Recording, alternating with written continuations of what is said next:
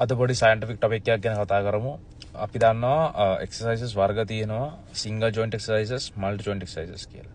එතකොට ඇත්තටම සමහර මසල් තියෙනවා සිංගල් ජොයින්ට් එක්සර්සයිසස් වලින් වැඩිපුර හොඳ ඉෆෙක්ටිව්නස් එකක් කියන සමහරක් මසල්ස් තියෙනවා මල්ටි ජොයින්ට් එක්සර්සයිසස් වලින් හොඳ ඉෆෙක්ටිව් growth එකක් එන මසල්ස්. එතකොට අපි එක එක්සැම්පල් එකක් කරන් බලමු. දැන් මේ මසල් එකේ මසල් එක මේක වෙනස් වෙන නිසා අපි අඳුන ගන්න ඕනේ ඒ මසල් එකට වඩාත්ම හොඳ සිංගල් ජොයින්ට් මූවමන්ට්ස්ද මල්ටි ජොයින්ට් මූවමන්ට්ස්ද කියලා. අපි ගමුකෝ ට්‍රයිසෙප් එක. අපි දන්නවා ට්‍රයිසෙප් කියලා අපි කියන්නේ ඒකේ හෙඩ්ස් තුනක් තියෙනවා. මීඩියල් head, ලොන්గ్ head and lateral head කියලා.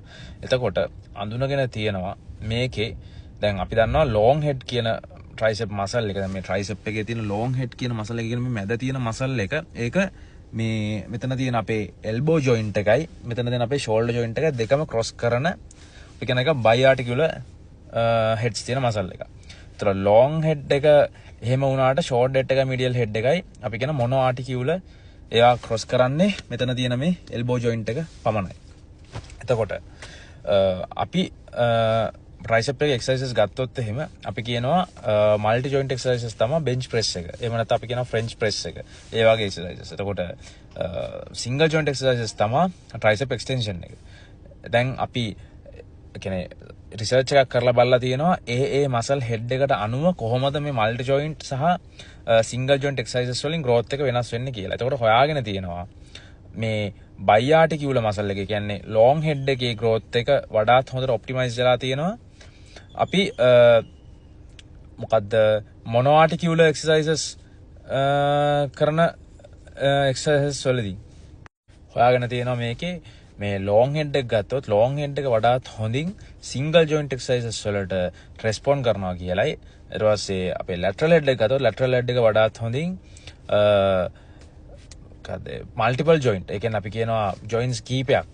දැන් උදාහරණයක් වශයෙන් ගත්තොත් ෂෝල්ඩර් ජොයින්ට් එක එල්බෝ ජොයින්ට් එක දෙකම ක්‍රියා කරලා කරන එක්සර්සයිසස් වලට වඩාත් හොඳින් රෙස්පොන්ස් කරනවා කියලා.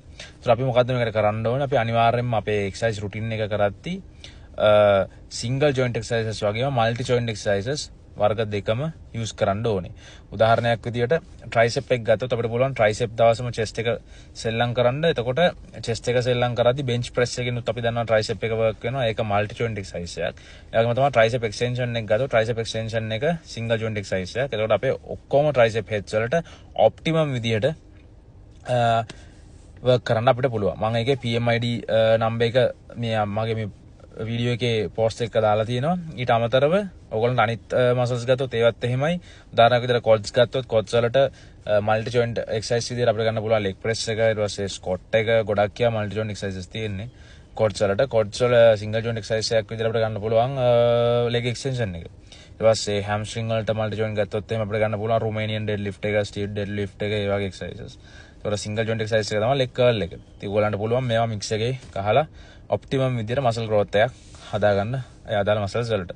Thank you.